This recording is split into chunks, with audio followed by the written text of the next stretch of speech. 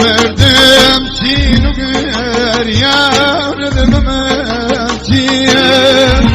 كمردم چینو گر یار دمم چیه لسر خرم لخو دانه بمم چیه لسر ترمم لخو دانه بمم چیه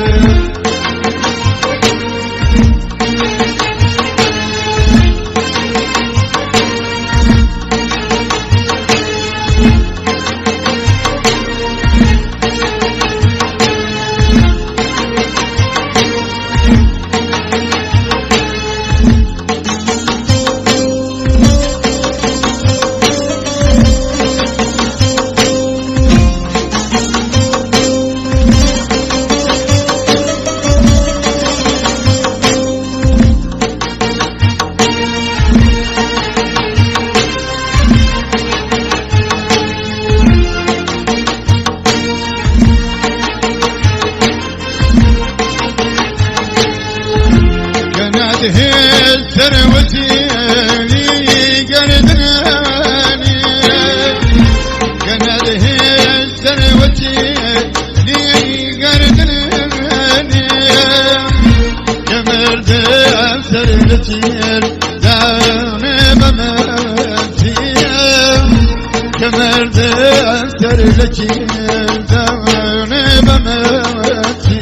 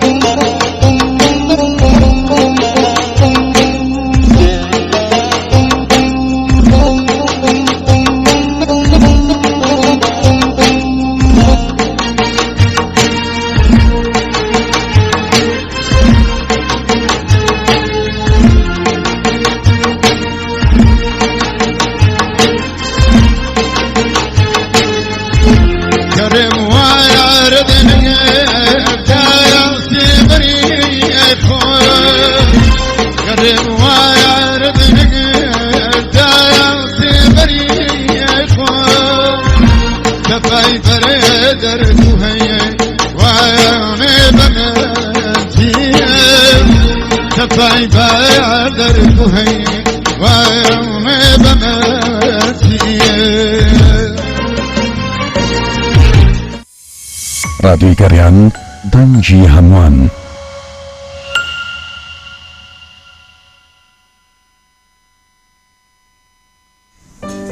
باوکە گیان ئەم ماوەیە بووە بە پەرۆشی کوڕم کەس شوێنە نوێەکەمان نازانم چۆن بە خەڵکی بناسیێنم. ئێ باوکە گیان بۆ ڕیکلامەکەت نادەی بە رادیۆی گەڕیان لە هەموو کوردستان گوێگری هەیە و شوێنەکەشت بە خەڵکە ناسێنێ جگە لە رادیۆ تەلەڤیزۆنیشی هەیە. ئیتر خەمی چیتە؟ هیچ خەمم نەما بەس ژمارە تەلەفۆنەکەیانم بەرێ. بۆ ڕێکلامکردن لە رادیۆی گەڕیان پەیوەندی بەم ژمارە تەلەفۆنانەوە بکەن 0 755 95 87 یان 0772 999 60 58. سڵاو ڕێز بوویەوە خۆشەویستانم ئازدانم لە گەڕای میدیا سڵاو ڕێز خۆشەویستانم ماوەیەکی زۆر لەوە دابراوین بەهۆی کۆمەڵە کێشەی تەکنیکی دواترینیشان کێشەی مۆڵەتی گەڕای میدیا کە ماوەیەکە بەداخەوە لێرەوە داوای لێبوردن لە هەوادارانی تەلەڤیزۆنی گەڕیانی زیەکەم کە لە هەندێک کۆمپانیاکانی وەکو میکس میدیا و ئۆنبۆکس چەند ڕۆژەکە پەخشمان وەساوەش بە هۆکاریەوەی کە مۆڵەتەکەمان نوێەکەینەوە و بەڕاستی پارێکی زۆر زۆری تێچێ لە وڵاتەیە بەداخەوە وەکو کەس پشتیوانی کللتور ناکایە پشتیوانی هوەر ناکات ئەبێ باجێکی قورسیش بینێمانی ئێمە شەو ڕۆژ مەخستۆ سەرێک بۆی کللتوری نێتەوەکەمان زیینو بکەینەوە هوەری نێتەوەکەمان بە پیرۆزی ڕابگرین بەڵام بەداخەوە لەگەڵشە زۆر سپاس کاکە وەلیجان کاک وەلیجان سپاس دەکەم لای خۆتانەوە شێریکەن چاوتان ماچەکەم ئێمە بە هەموو شێوەیەک ینی لەگەڵ ئەو هەموو ئاستەنگ و قەیرانە ئامادەین شەو ڕۆژ بخێنە سەرێک بۆ خزمەتیەوە بەم نزیکانە سەرجەم بەرنامەکانمان دەست پێکەینەوە لە گەڕای میدیا بۆ خزمەتیەوە ئەم ڕۆژەم بەرنامەیە ڕاستەوخۆ پێشکەشەکەم ئەتوانیەوەی بەڕێز و خۆشەویست پەیوەندی بکەن بە هەردوو ژمارە مۆبایلی 0 771 75 و یاخود ژمارە مۆبایلی 0 771 35 چاوەڕی پەیامەکانیەوەم با من پرسیارە گەوروژێنم ئەمڕۆ ئەوش پرسیارێکی زۆر سادە و ساکارە بەڕاستی ئەمەیە ئێوە بزانن کە ئەو پرسیارەی من بۆ ئەوەیە کە بتوانین خزمەتی هوەری نێتەوەکەمان بکەین و هەروەها ئێوەش ببن بە خاوەنیەکێ لە خەڵاتەکانی گەڕای میدیا پاش ئەم ناوبڕە وردە و داچمە ناو پرسیارەکان و ئەمڕۆ بەرنامەیەکی جوان بەیەکەوە لەگەڵ ئێوە پێشکەشەکەین.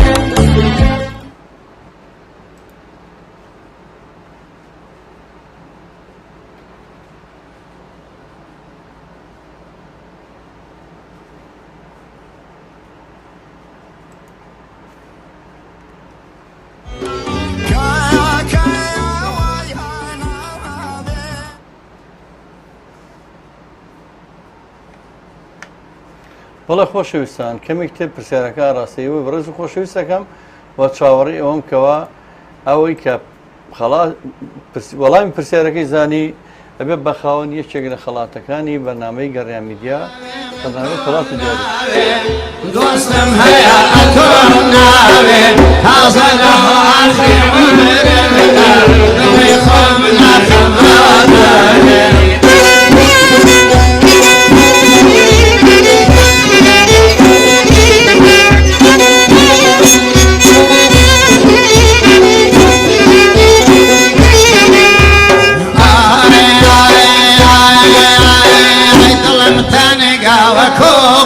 سيدميتو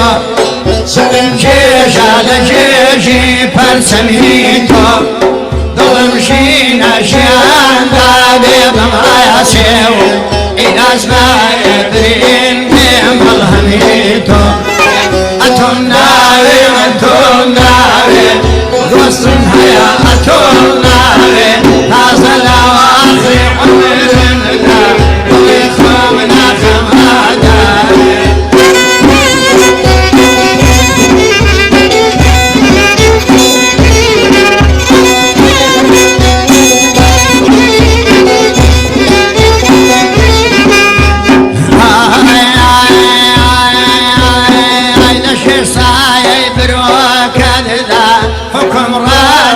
كاساوي لسايد اختي شمشدنا حاكم حكمي ذكاي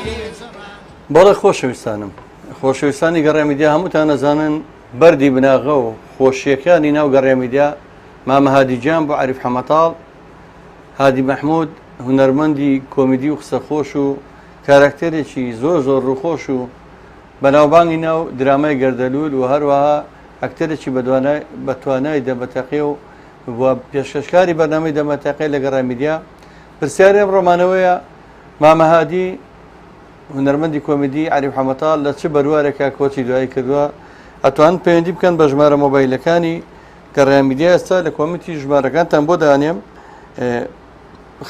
بۆی بن بە خاوەنی خەڵاتی بەرنامە کە ئامێرێکی مۆبایلی زیرەکمان داناوە لە کۆتایی مانگە هەموو ناوەکان ئەوانەی کە بیزانن ئەوەی کە نەیزانن ناوێن نەچێتە تیرروپشکەوە و هاوکات کۆمنتەکان ئەوەی زۆرترین کۆمنت کە ناوی ئەچێتە تیرروپشکەوە بەڵێ جارێکی پرسیارەکە دووبارە کەمەوە و ئەوە ئەمەیە ژماری مۆبایلەکەشتان بۆ دابنێم لە کۆمنت هونەرمەندی کۆمیدی بەناوبانگ پێشکەشکاری بەتوانای گەڕێمیدیا مامە هادی عەریف حەمەتاڵ لە چ بەروارێکە کۆچی دوایی کرد ئەتوانن پەیوەندی بکەن بە هەردوو ژمارە مۆبایلی گەڕێمیدیا 0 891 35 35 و یاخود ژمارە مۆبایلی 0 891 75 75 ژمارەکەشمان لە کۆمنت بۆ داناون لە خزمەتان نابین بەڵێ خۆشەویستان چاوەڕێی وتیدایە بە خوددایە داوای ماسیکردنەمدایە وتی ڕۆڵە من کالۆمە سرم سوپیا پشتم کۆمە ئەو کارانە پیشەی خۆمە ئەتۆم ناوێ من تۆم ناوێ دۆستم هەیە ئەتۆم ناوێ تازە لەو ئاخری عومرمدا دڵی خۆم ناخەمادارێ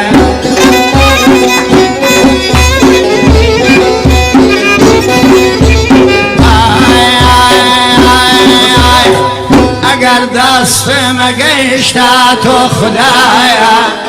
لێمە پرسی ئەم کارانە بۆیە یەکێ مەستە لەگەر یاری بە شادی یەکێ برسی بۆ نانێ مبتەلایە ئەتۆم ناوێ من تۆم ناوێ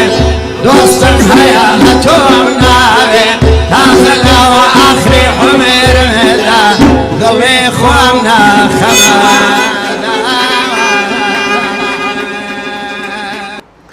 خۆشەویستانی گەڕێمیدیا هاتمەوە خزمەتان بۆ پێشکەشکردنی بەرنامەی خەڵاتی گەڕیان وەکو باسم کرد خەڵاتەکە ڕۆژانە لە کاتی خۆیان پێشکەشەکرێنی هەر ئەمڕۆ کەسێک بێ بە خاوەنی خەڵاتی بەرنامە لە کۆتایی بەرنامەیە خەڵاتەکەی پێشکەش دەکرێت کە باڵانسی مۆبایلە هاوکات لە کۆتایی مانگە لە کۆتایی لەسەری مانگە سەرجەم کۆمنتەکان و هاوکات ئەو وەڵامانی کە دراونەوە ئەوانەی کە وەڵامەکەیان زانیوەی کە نەی زانیوە ئەبن بە خاوەنی خەڵاتی گەڕیان میدیا کە ئامێرێکی مۆبایلی زیرەکە لەسەری مانگە تیرروپشکێکەکەین و لە بەرنامێکی تایبەتە پێشکەشتان نەکرێ بۆ مەبەستا پرسیاریم ڕۆمان لەسەر هونەرمەندی کۆمیدی ناودار و قسەخۆش و خۆشەویستی هەمووتان مامەهادیە مامەهادی کە ناساوە بە عەریف حەمەتاڵ لە چ بەروارێکە کۆچی دوایی کردووە ئەتوانن وەڵاممان بنەوە لە ڕێگەی هەردوو ژمارە مۆبایلی گەڕیان میدیا کە لە یەکەم کۆمنت دانراوە بەڵێ لە کۆمنتەکان دەستان خۆش بێ خاتو نازەنینی خۆشەویست هاوڕێی بەرنامەی هەمیشەیی بەرنامەی دەمەتەقەیە کە کۆمنتی نووسیوە دەستی خۆش بێت ئێمە لە خزمەتانە من چاوەڕێی پەیوەندیەکانی ئێوەی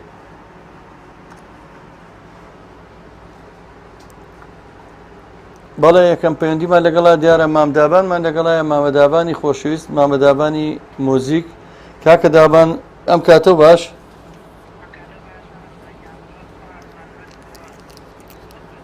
بم بەخشامەیە داخلی ناو ڕاستەوخۆی بەرنامەکەت بکەمەوە جارە خۆم سڵاوێکم لێ کردی بەڵێ کاک دابانجان ئێستا لەناو بەرنامەی ڕاستەوخۆ سڵاو بۆ تۆ سڵاو مامەجەتاگیان زۆر سپاس بۆ وەرگرتنی ئەم پەیوەندیە لە بەرنامە جوانە زۆر سپاس کاکە دابانجان زۆر خۆشحاڵم دەمێک کە جۆم لە دەنگی تۆ نەبووە کاکە دابانجان هونەرمەندێکی زۆر بەتانای ژەنیاری ئۆرگە و گۆرانیبێژێکی دەنگخۆشە و کەسێکی بەتوانە و خاوەن بەهرەیەکی زۆر زۆرە کاکە دابانجان یەک دنیا ڕێز و خۆشەویستی مێ بۆ تۆ زۆر سپاس مامەجەتاگیان من سپاسی بەڕێز دەکەم هەمیشە هاوکاری چینی هونەرمەنداوی بەتابەتی چەند جاریش هاوکاری منت کردووە تۆ چاوی منی و جەگەر ڕێز و خۆشەویستی ئەمەی کاکە دابانجان کاک دابانجان ئەم بەرنامەیەمان داناوە لە گەڕای میدیا وەکو ساباتێک بۆ حەوانەوە بۆ ئاسوودەیی ڕۆحی هەمووان ئێمە بەڕاستی کۆڵەکەیشی سەرەکی ناو گەڕای میدیا مامەهادی بوو هونەرمەندی کۆمیدی و قسەخۆش و خۆشەویستی هەمومان عەریف حەمەتاڵ بەداخەوە کۆچی دوای کرد ئەمڕۆ پرسیارەکەمانەوەی مامەهادی لە چ بەروارێکە کۆچی دوایی کردووە هەر کەسێ وەڵامەکەی ڕاست بێ ناوێت چێتە تیرروپشکەوە بۆ بردنەوەی چێ لە خەڵاتەکانی گەڕیان میدیا زۆر سپاس بەنسبەت بەڵام پرسیارەکەەوە 34/2023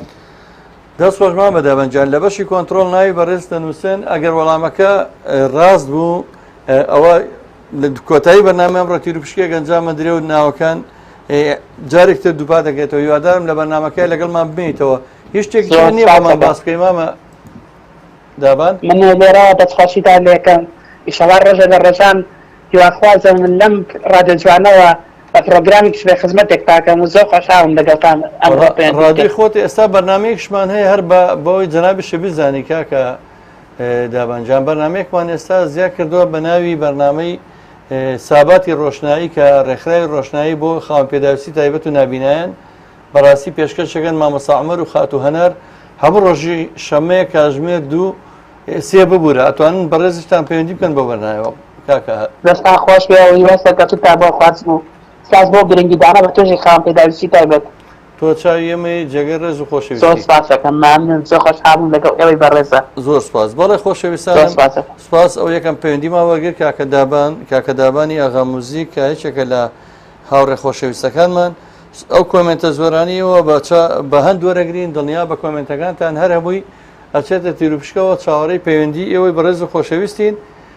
پەیوەندیەکانتان وەرەگرین و دواتر ئێمە خزمەتتانەکەین بە هەموو شێوەیەک پرسیارەکەمان دووبارەکەینەوە هونەرمەندی کۆمیدی قسەخۆش و هاوڕێی هەمووتان مامەهادی ناسا و بە عەریف حەمەتاڵ لە چ بەروارێکە کۆچی دوایی کردووە چاوەڕێی پەیوەندیەکانی ئێوەی ئازیز و خۆشەویستین بە ژمارە مۆبایلەکانی 0771 891 35 و یاخود ژمارە مۆبایلی 0771 891 75 بەڵە پەیوەندیەکترمان لەگەڵایە پێم وایە هاوڕێیەکی هەمیشەیی هەموو بەرنامەکانمانە لە گەڕای میدیا و لە ڕادیۆ سلێمانیش خاتو ئەڤین لە زاخۆوە ئێستا پەیوەندی وەرەگرین خاتو ئەڤینجان ئەم کاتەوە باش سڵاو بۆ تۆ الو سلام علیکم سلام سەرچاوم خاتو ئەڤین سڵاو بۆ تۆ جانی برای عزیز زۆر خۆشحاڵم کە جارێکتر بە دیداری ئێوە بە گوێم لە ئێوە بوو لە بەرنامەکانمان سپاس دەستخۆشی تا جوان بکەم زۆر بێ خۆشحاڵ بوو مامۆستا جرای دیبارمەوەتا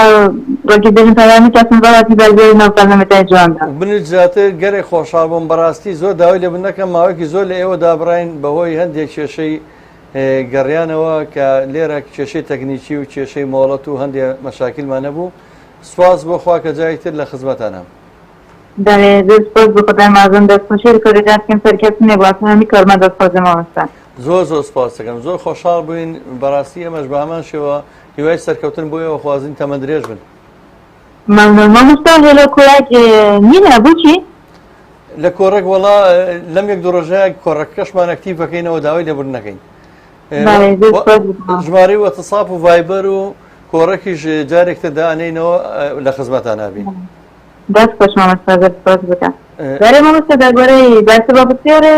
لە 29 بۆ 4 ساڵ 2023 29/4/2023 فەرمیوانە؟ بەڵێ. زۆر باشە، وەڵامەکەی بەڕێزش لە بەشی کۆنتڕۆڵ ئەنووسن لای خۆیان لە کۆتایی بەرنامە ڕێگەینین پرسیارەکە وەڵامە ڕاستەکە و خەڵاتەکەش ئاگادارتانەکەینەوە. زۆر سپاس، خوات لەگەڵ بێ. بەڵێ خۆشەویستانم من بەرنامەی ڕاستەوخۆ لە گەڕامیدیا پێشکەشەکەین بە ناوی خەڵاتی گەڕیان. مەبەستمان دڵخۆشکردنی ئەوەیە بۆی کە جارێکتر لەگەڵ هاوڕەکانمانە بکەینەوە دەمەتەقی و بۆی لەگەڵ هاوڕەکانمان شاد بینەوە هاوڕێنەمان کە لە ناوچەی بادینان و زاخۆ و دهۆک و پرسیاریم ڕۆمان لەسەر هونەرمەندی کۆچکردو عریف حەمەتاڵە مامەهادی لە چ بەروارێکا کۆچی دوای کردووە چاوەڕی پەیوەندەکانی ئەوەی بەڕێز و خۆشەویستی.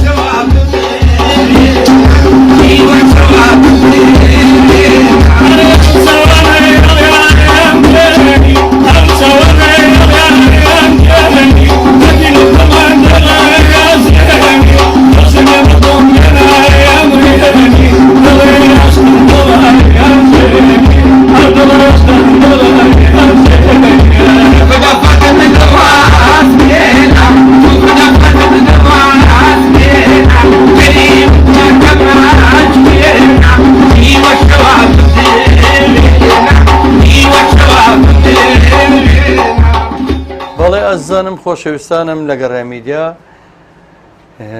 زۆر خۆشحاڵم جارێکتر دوای دابڕانێکی زۆرێمە بە خزمەتیەوە شاد بووینەوە ئەمانوەیە لە ڕێگەی بەرنامەی خەڵاتی گەڕیانەوە لەگەڵ هاوڕەکانمان شاد بینەوە هاوڕێ خۆشەویستانی کە ماوەیەکی زۆر ئێمە لە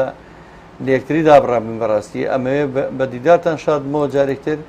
ئەمەوێ لەگەڵ ئێوە بکەینەوە دەمەتەقی و ئێمە پرسیارێکماندانەوە پرسیارش تەنها بۆ ئەوە نەبێ بڵین پرسیارەکە زۆر قورس بێمانەوە یادێک لە کەسێکی خۆشەویستکەن ئەو کەسە لای ئێمە زۆر ئازیز بەوەیش مامەهادیە بەرنامەی دەمەتەقێ لە گەڕامیدیا کە لێرە بەڕاستی بۆ ماوەی 3 ساڵ خۆبەخشانە بەبێ موچە بەبێ بەرامبەر خزمەتی ئەوەیە کرد. بەڵێ پەیوەندێکمان لەگەڵایە بزانین ئەگەر پەیوەندەکانمان وەرگرت ئەچینە لای پەیوەندەکان زیاتریش مەبەستمان پرسیارێکی زۆر ئاسان و سادە و ساکارمان داناوە. تەنها مەبەستمان ئەوەیە کە ئێمە لەگەڵ ئێوە بەردەوام بین لەو پەیوەندی کە هەمان بۆ پێشتر لەگەڵ وەکو هاوڕێتی وەکو گەڕامیدیا لەگەڵ خۆشەویستان ئەچینە پەیوەندی وەرەگرین. بەڵێ سڵاو سەرچاوم سڵاو دێوێ بەڕێستان خۆتان بناسێن لە چۆ پەیوەندیەکەن بێ زەحمەت بۆی ناوەکەتان تۆمار بکەین. لە ئاکرێەوە زۆر خۆشحاڵم. دایکی ئالان یا ئەلەن؟ دایکی ئەلەن زۆر سڵاو ڕێزمانێ بۆ خەڵکی ئاکرێ و بۆ بەڕێستان و بۆ هەموو خانەوادەکەتان. دایکی ئەلەن پرسیارەکە ئێمە لەسەر هونەرمەندێک بوو پێشکەشکاری بەرنامەکانی گەڕامیدیا بوو لێرە ئەو هونەرمەندە بەداخەوە تقریبان پێش ماوەیەک کۆچی دوایی کرد و بەجێ هێشتین بە زۆر خۆشەویستی خەڵکی کوردستانە ئەویش هونەرمەندی کۆمیدی و ناودار و خۆشەویست مامەهادی ناسا و عەریف حەمەتاڵ. پرسیارەکەەوە لە چ بەروارێکا کۆچی دوایی کردووە؟ لە بەرواری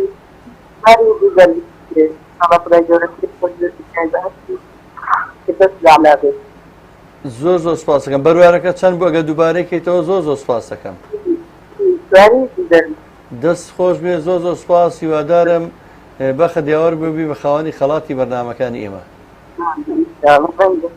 زۆر سپاس زۆر سپاس.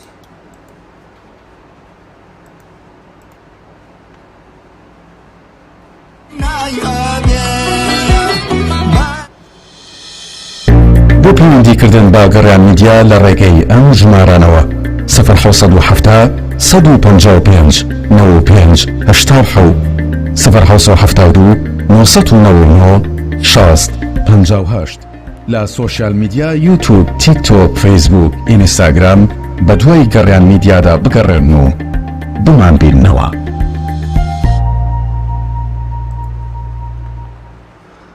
بەڵێ خۆشەویستانە وەکو ئاماژەم پێیان بەنامەی ڕاستەوخۆیە تەنها بەسەربردننی کاتێکی خۆشە لەگەڵ ئێوەی خۆشەویست و ئازیز مەبەستمان تەنها دڵخۆشکردنی ئێوەیە بۆ ئەوەی کە توانین هاوڕێتیەک و پەیوەندیی هاوڕێیانە لە نێوان ئێمە ئێوەیە هەبووە لە کاتی خۆی لە بەرنمەیەک دەمەتەقی لەگەڵ مامەهادی عەریف حەمەتاڵ و هەروە بەرنامەی خەڵاتی گەڕیان کە ماوەیەکە لە یەکتر دابڕاوین بە تایبەتی لەگەڵ هاوڕێکانمان لە هەولێر و زاخۆ و ئاکرێ و بەردەڕەش و ئەو ناوچانە. بەڵێ پەیوەندێکمان لەگەڵ ئەو پەیوەندیش وەرەگرین. سڵاوت لێ بێ بەڕێز ئەم کاتەوە باش هەموو کاتی باش بەڕێژی زۆر زۆر سپاس دەکەم. بەڕێستان لە چۆ پەیوەندەکە ناوی بەڕێستان بۆی ناوەکەتان بنووسین بۆ تیرۆ. دایکی دیلان لە کەرکووک. دایکی دیلان لە کەرکووک یەک دنیا سڵاو و ڕێزمانەیە بۆ تۆ بۆ کاکە دیلان و بۆ خەڵکی کەرکووکی خۆشەویست. دەستان خۆش بێ، دەست خۆشی بەرنامەکەتان لێ یەکەم. زۆر زۆر سپاس دەکەم خۆشی ئازیزم. خوشکەکەم پرسیارەکەی ئێمە زۆر سادەیە، تەنها ئەمانەوێت یادێک لەو هونەرمەندە بکەین، ئەمانەوێت لە بیری نەکەین. لێرە چکە بەرنامەیەکی تایبەتی و سەرکەوتوی هەبوو، بەرنامەکەی ناوی دەمەتەقێ بۆی هونەرمەندی کۆمیدی و خۆشەویستی هەمان مامەهادی ناسا و بە عەریف حەمەتاڵ کە لە درامای گەردەلوولە بەشداریە کرد. پرسیارەکەمان لە چ بەروارێکە ئەم هونەرمەندە خۆشەویستە کۆچی دوایی کردووە؟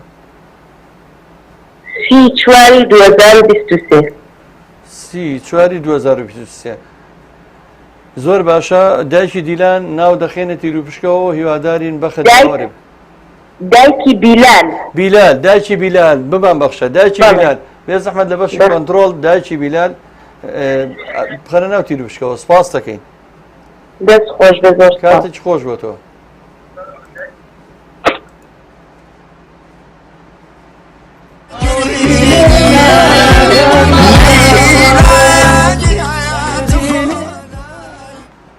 بەڵێ خۆشەویستانم ئەم بەرنامەیە وەکوی بینن ڕاستەخۆیە و لە خزمەتان نابین بۆی بتوانین یادێک لە هونەرمەندی کۆچکردو هاوڕێ هەمان مامەهادی بکەینەوە ناسا بە عەریف حەمەتاڵ.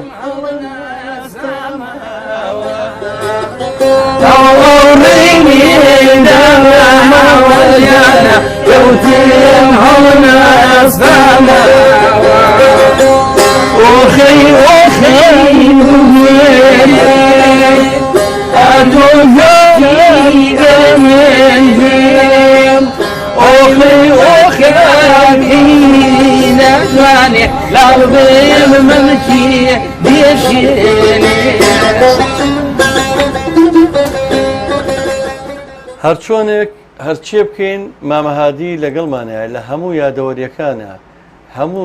هەموو بیرەوەریەکانی گەڕیان میدیا لەگەڵ ئەو هونەرمەندە قسە خۆش و ڕووخۆشەیە بۆ کە ناتوانین لە یادی بکەین. هەر بۆ مەبەستە یەکەم دەستپێشی بەرنامەی خەڵاتی گەڕیانمان دیاری کرد بۆی کە یادێک لە مامەهادی بکەینەوە. پرسیارەکەی ئێمە چەند پەیوەندیەکتە وەرەگرین ئەو کۆمنتانی کە ئەنووسێ هەر هەمویان ناوەکانیان چێتە تیرروپشکەوە. هەر ئەمڕۆ ئەو کۆمنتانە ئەو کەسانی کە وەڵامەکانیان ڕازبوونەوە نەچێتە تیرروپشکەوە دواتر دوای پێشووی کۆتایی بە بەرنامە بێت ناوی براوەی خەڵاتی بەرنامەی ئەمڕۆ ئاشکراکەین و هاوکات پێتان ڕاگەینین لە کۆتایی مانگە ئامێرێکی مۆبایلی زیرەکەکەین بە دیاری بەو کەسانی کە زۆرترین کۆمنتیان پێشکەشی گەڕێمیدیا کردووە لەم بەرنمەیە. ئێمە لە خزمەتانین هەوڵین دەست بکەینەوە بە بەرنمەکانمان لە گەڕێمیدیا بینەوە خزمەتان بۆ خزمەتکردنی ئێوە بۆی بەڕاستی دابڕانێکی زۆر ڕوویاوە لە نێوانی ئێمە و جەماوەری گەڕیان میدیای هەر هەندێکی لە دەسەڵاتی ئێمەیە بووە، هەندێکشی لە دەسەڵاتی ئێمەیانە بۆ وەکو مۆڵەت و وەکو گەرمی جێگاکەمان و وەکو کۆمەڵە کێشەی تەکنیکی میدیایی. سوپاس بەخوا بە هیمەتی کارمەندە خۆبەخش و ماندوونەناسەکانی گەڕیان میدیا کە من ناوم پێشمەرگەکانی کلتور کە بەڕاستی ئەوانە ماندوون کە نێڵن پێوەمان دیاری بێ. بەڵە خۆشەویستان ئەمڕۆ پرسیارەکەمان لەسەر مامەهادیە و چاوەڕێی وەڵامەکانی ئێوەم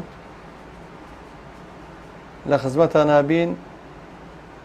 پەیوەندەکانی ئەوە وەرەگرین و هیوادارم هەر کەسێک کە توانی وەڵامی ڕاستی لابێ بێ بە خاوەنی خەڵاتی بەرنامە ئێمە لە خزمەتیان بین. ئەمە ئەرشیفەکانی مامە هادیە خۆش و زبر و تعلیق و بوختان و دوورکەوینەوە لە هەموو شتێکی ناخۆش نزیک بینەوە ئینشەڵڵا لە لەشساغی لە قسەی خۆش لە مەجلیسی خۆش لە دەمەتەقەی خۆش لە قسەی بەسوود لە ئامۆژگاری لە گەورە بچووکی لە گەڕانەوەی ڕێز و احترام بۆ نێو هەمومان بگەڕێنەوە بۆ نێو خێزانی خۆمان و کۆبینەوە لە دەوری سفرەی ئێوارەی ماڵی خۆمانە و ئەو بەشەی خوا پێبەخشیوین قەناعەتمان پێ بێ و شوکرانە بژێریکەین. عزیزان و خۆشەویستانم لە هەر کوێکی ئەم دنیاە هەر کوردێکی لێیە دەستگای میدیایی گەڕیان و عەریف حەمەتاڵ پچووکیتان ئەکات و لە خزمەتتانایە هاتمەوە خزمەتی ئێوەی بەڕێز و خۆشەویست بۆ پێشکەشکردنی ئەڵقەیەکی نوێ لە بەرنامەکەی خۆتان دەمەتەقەیە لەگەڵ عەریف حەمەتاڵ. دەمەتەقەیە لەگەڵ عەریف حەمەتاڵ بەرنامەیەکی کۆمەڵایەتی هەمە چەشنی هەمە ڕەنگە ئەتوانن بەم ژمارە تەلەفۆنانەوە پەیوەندیمان پێوە بکەن و بەڵێ خۆشەویستانم لە گەڕامیدیا ئەمە یادکردنەوەی بوو لە هونەرمەندی کۆمیدی و ڕووخۆش و قسەخۆش و خۆشەویستی هەمان مامە هادیجان ناساو بە عەریف حەمەتاڵ کە لە گەڕامیدیا شەو ڕۆژ بۆ خزمەتی دڵخۆشکردنی خۆشەویستان و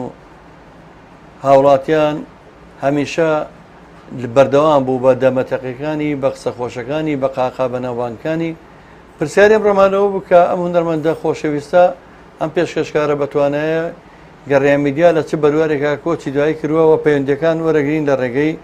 ژمارە مۆبایلی 0 یاخۆ ژمارە مۆبایلی 0 بەڵێ پەیوەندیەکترمان لەگەڵایە. بەڵێ سڵاوتان لێ بێ داچی ڕابەر لێرەوە سڵاو ڕێز بۆ تۆ زۆر خۆشحاڵ بووم. داچی ڕابەرجان گوێبیستی پرسیارەکەمان بووی ئەمڕۆ بەرنامەکەمان سی چواری کەی ئەفەرمووی زۆر باشە هیوادارم بەخت دیاوارە بێ ئەوەنەمان نەمەوە پاش پێنجەقەیەک تر کە بەرنامەکە پێشەوەی کۆتایی پێ بێ ناوی براوە ئاشکراکەین و لە خزمەتان نابین و خەڵاتەکەی ڕاستەوخۆ پێشکەشەکرێت.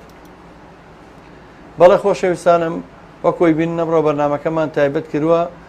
ڕاستە ناوی خەڵاتی گەڕیانە بەڵام ئامانجمان بەسەرکردنەوە و یادکردنەوەی لە هونەرمەندێکی خۆشەویست و بەردێکی بناغی ئەم میدیایە کە ناوی گەڕامیدیایە کە ئەو خۆشەویستە بۆ ماوەی 3 ساڵ بەردەوام لە خزمەتی دڵخۆشکردنی هاوڵاتیانە بووە بۆ ئەی کە بتوانێ قاقا بخاتە سەر ناو دڵی هەمووتان و زەردەخەنە بخاتە سەر لێوی هەمووان بەردەوام خۆبەخشانە بۆ ماوەی 3 ساڵ بەرنامەی دەمەتەقەی لەگەڵ عەریف حەمەتاڵ پێشکەش کرد. پرسیارەکەمان ئەوە بوو کە ئەم هونەرمەندە لە چ بەروارێکا کۆچی دوایی کردووە تەنها یەک پەیوەندی کۆتایی وەرەگرین و دوای ئەوە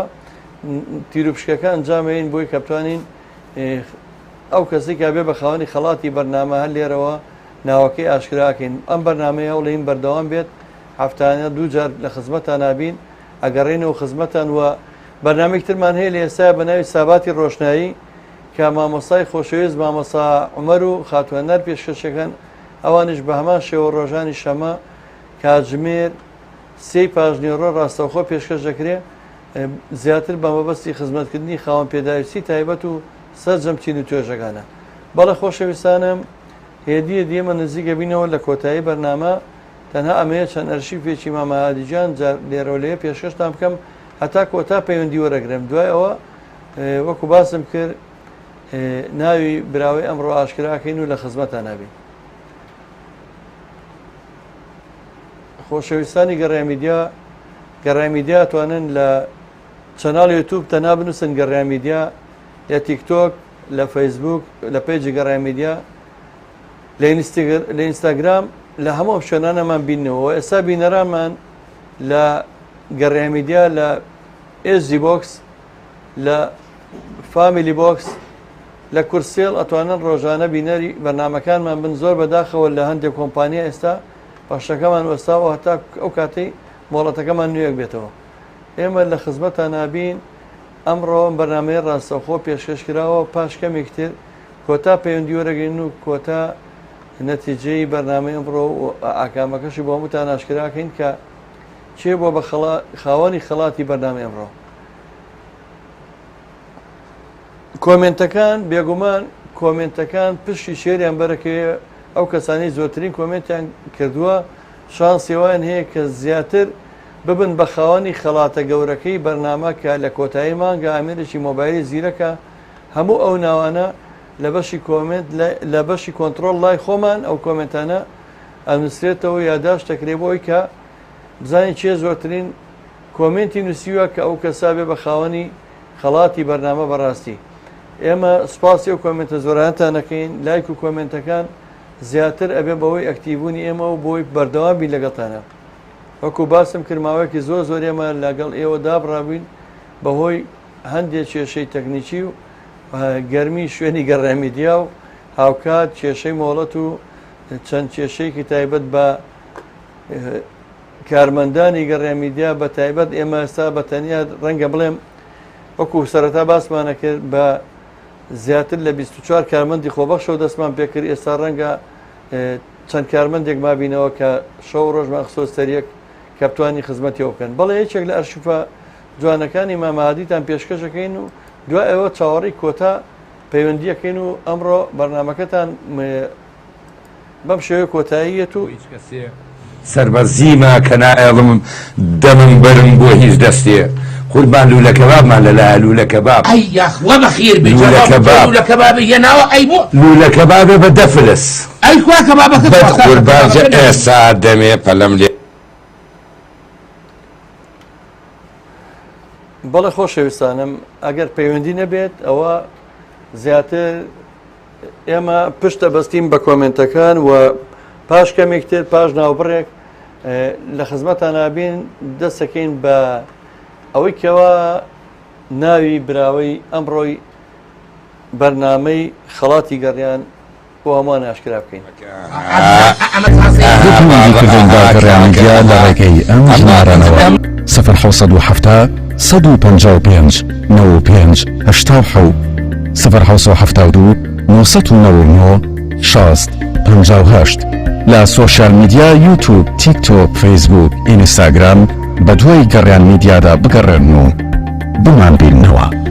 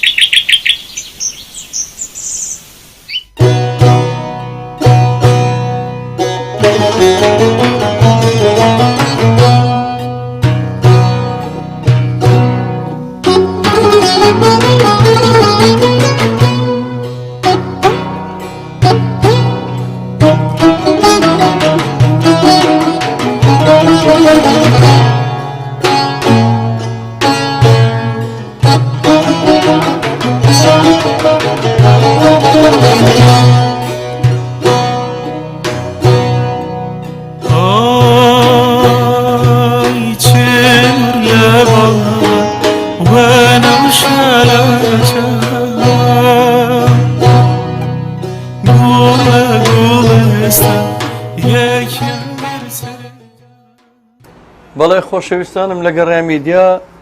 زۆر ڕێز و خۆشەویستی دنیام هەیە بۆتان. ئەمڕۆ یەکەم ئەزمونمان بوو کە دەستمان پێکردێتەوە. هیوادارم کەوا هەمووتانەوە بزانن کە تەنها مەبەستمانێ بە دڵخۆشکردنی ئەوەیە لە کۆتایی مانگە ئەو کۆمنتانی کە نووسیتانە هەر هەمووی ناوێت چێتە ناو تیرروپشکە گەورەکەەوە بۆی کە ببن بە خاوەنی خەڵاتی گەورەی بەنامە کامێرێکی مۆبایلی زیرەکە کۆمپانیای هایپەرکلینگ گروپ هایپەرکلینگ کۆمپانی کە کۆمپانیایکی تایبەتە بە پاکردنەوەی ماڵ و شوێنە خزمەتگوزاریەکان لە شوێنی خۆی ئەو خەڵاتە دابین نەکات. بەڵێ ئێستا تیرروپشکەکان جامەین